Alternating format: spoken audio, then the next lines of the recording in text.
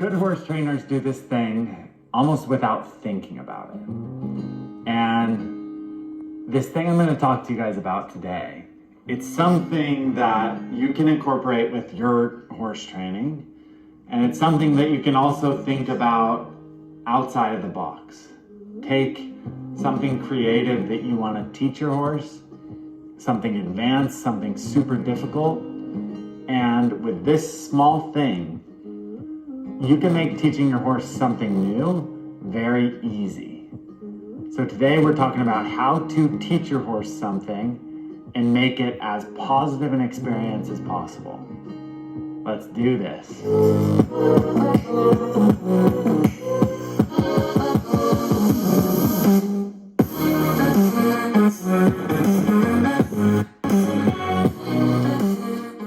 Horses all have these kind of natural instincts, I guess you could call them.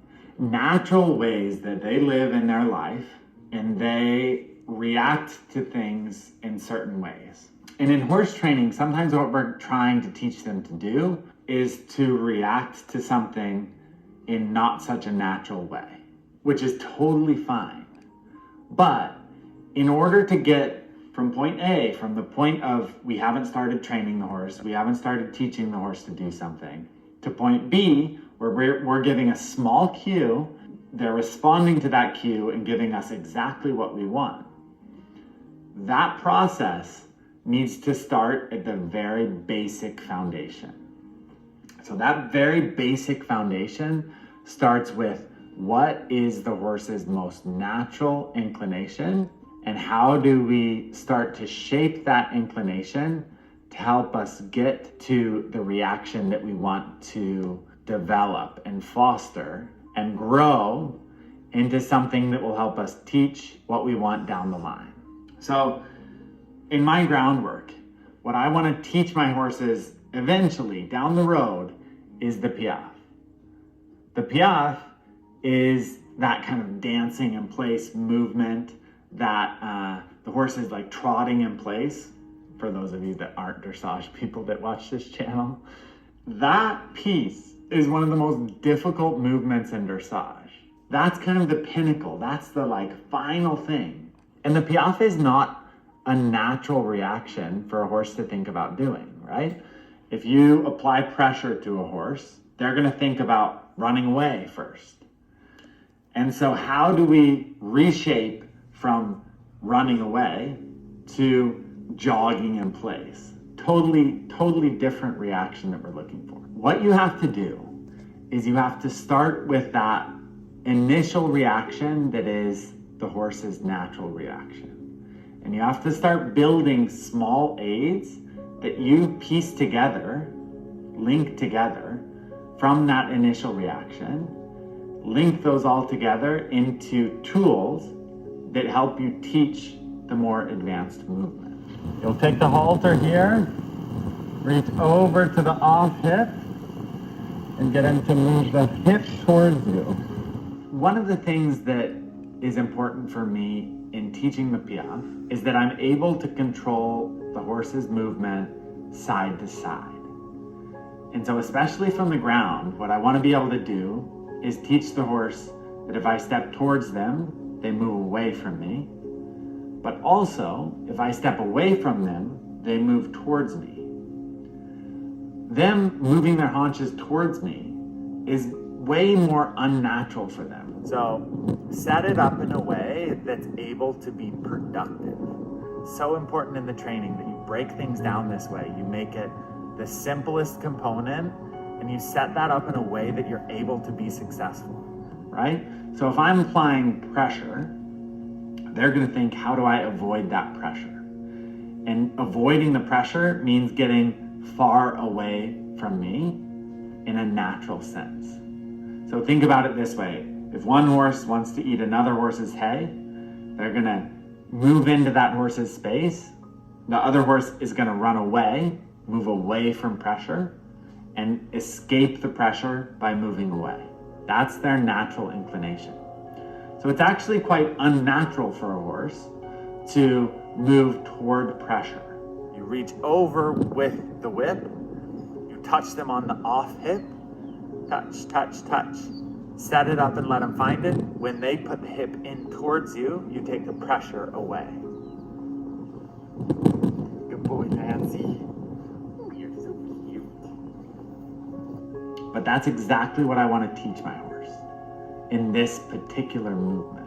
And so, what I have to do is I have to get these little pieces that are kind of confusing to the horse and confirm to the horse that, oh, I made the right decision. Even though it feels a little bit odd, they start piecing together and go, aha, that's what he's asking for. In order for a horse to have that aha moment, there's a few things that need to happen. Number one, they can't be in a high stress, high fear environment to actually learn. No, I'm not sick. I hope I'm not sick at least.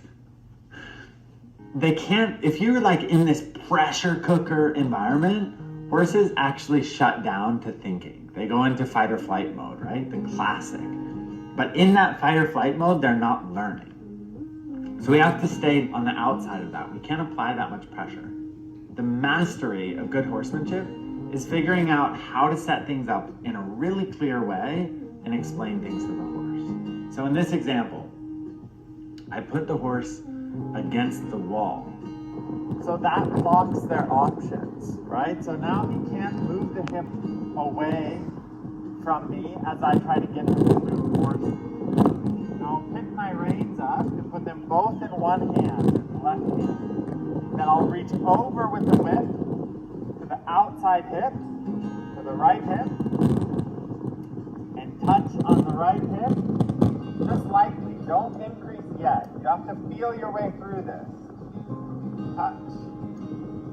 And he's searching there. You can see him rock back and forth, move his feet. There he goes the wrong way. So I'll just stay. That doesn't make the pressure go away. Keep going. He's searching. He's still searching. So I don't have to do more pressure. Just have to hang in there as he's searching. Searching. There, that's a little try. You just moved over just a little bit.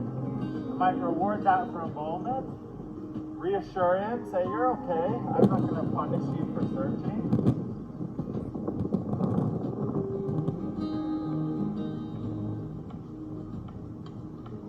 Until he searches, until he puts the hip towards me. Keep touching here.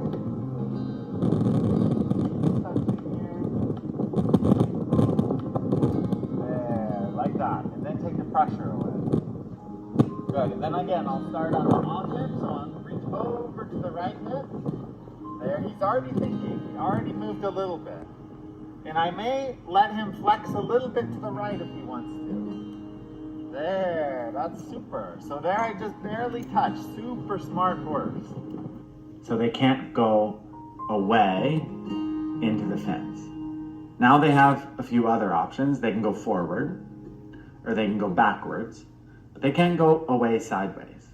And I can block the forward and the backward and use my whip across the hip, touching on the offside until set it up, use a little bit of pressure subtly until the horse moves the hip towards me. What is an unnatural reaction with a certain cue. Once they give me that response, I take all the pressure off. But what's really important is that I took the time to set it up in a way that would be successful. That very first basic component. The whole point of this story, and what I said at the beginning, that really masterful horse trainers do, is they take something super advanced, like the Piaffe, or like a sliding stop and reining, or whatever it is that you want to teach your horse. They take that advanced movement and they break it down and they think about it and they think, what basic components do I need for that movement? They start teaching the horse these things, but they don't teach it from a high pressure situation. They teach it from a clarity, from a set it up and let them find it. So what I'm encouraging you guys to do is to think about, how do I set something very basic up for my horse that they start to understand the aids, and they can link the aids together, and those basic reactions can start to come into movements, different movements. And doing those movements, we can link together patterns, and we can link together reactions, that we get our horses really on the aids, really through, and we can start to teach the horse how to react to us in a positive way. Hopefully this made sense. And if it did, leave me a like